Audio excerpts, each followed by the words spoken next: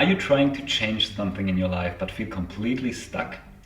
Maybe you do know what needs to change: a new career path, a shift in your relationship with someone close to you, letting go of harmful habits like smoking or drinking.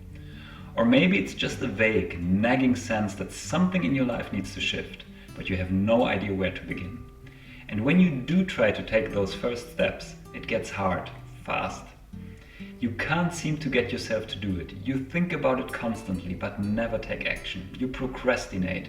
You always find something else that feels more urgent in the moment. And when we feel stuck, we tend to hear the same advice over and over again. Be brave. Make a plan. Stop overthinking. Just do it. Create new routines. Believe in yourself. These tips sound good, but often they don't actually help. Sometimes they even make things worse. They frustrate us or make us feel ashamed, like we're broken machines with some kind of bug in our programming. Out of that frustration, we might start forcing ourselves to change. We set harder rules, higher standards, more pressure. And when we fail to live up to them, we blame ourselves, compare ourselves to others, and start to lose hope. Eventually, for a lot of people, this wears away at their self-worth. Why can't I do it? Why can other people pull it off, but not me? From my experience, there's a different approach, one that's often much more effective and much more human than pressure, positive slogans, or self-discipline. Understand the resistance inside you. It's not random. It's not weakness. It's there for a reason. And only when you begin to understand what is holding you back, can you start to truly move forward. That's what this video is about. How can we better understand the parts of us that resist change? How can we stop sabotaging ourselves and start responding with kindness to the part of us that's afraid, without staying stuck? This little figure will play a part in the answer. Curious? Let's dive in. I'm Alexander. Welcome to Simply Human.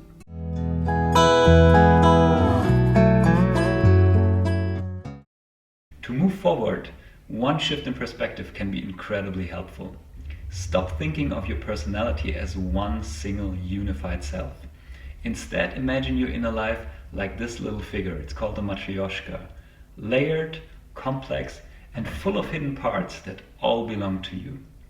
This idea has roots in transactional analysis, in inner parts work, and in several modern therapeutic approaches. Today it shows up in many different forms, but the core idea remains the same. You're not one voice, you're an inner team. Picture them all sitting around a table, and right there in the center lies your goal, this thing you want to change. Some parts of you are excited, motivated, ready to go. Others are hesitant, cautious, and some might be outright resistant, critical, even hostile. Understanding this changes everything.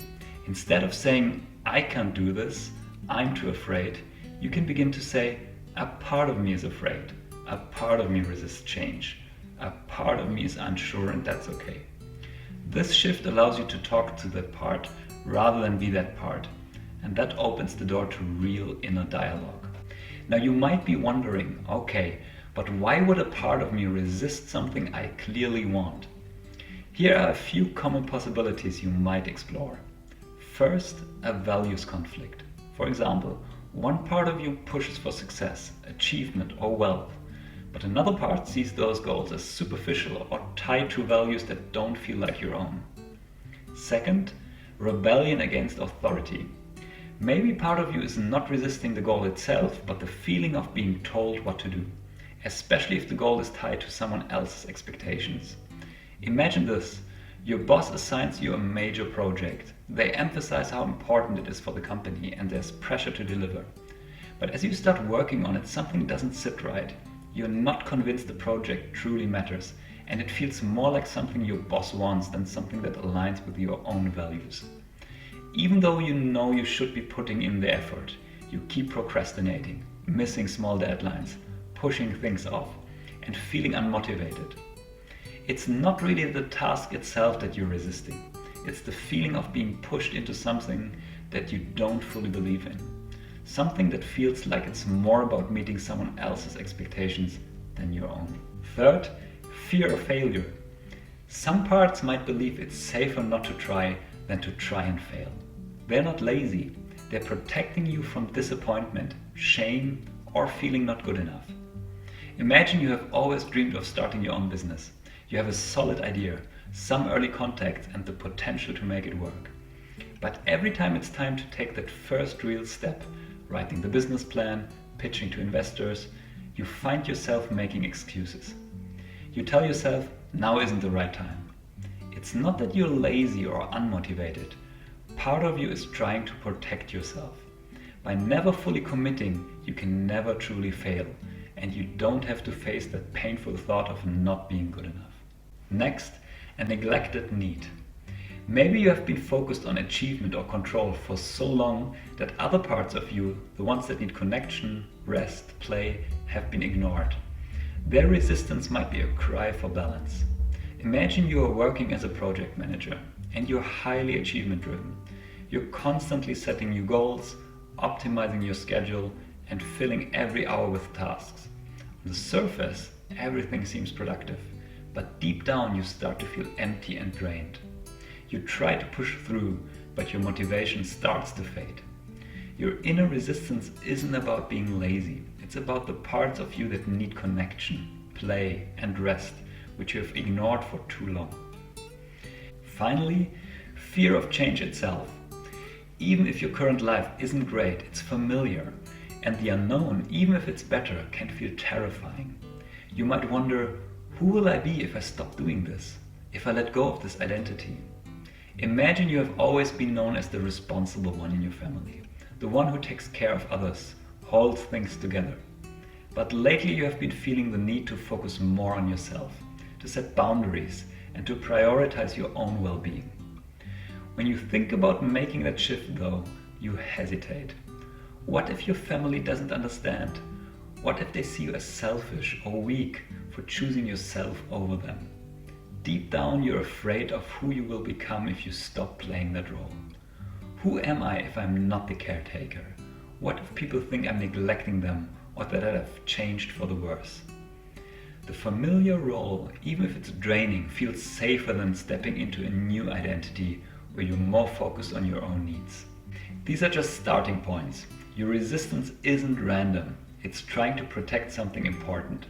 And if you can meet it with curiosity rather than judgment, it becomes a doorway, not a wall.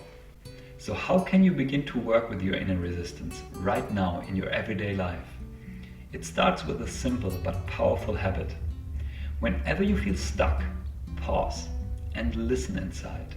Instead of pushing yourself harder or judging your lack of motivation, ask, what part of me is showing up right now? What is it trying to protect me from?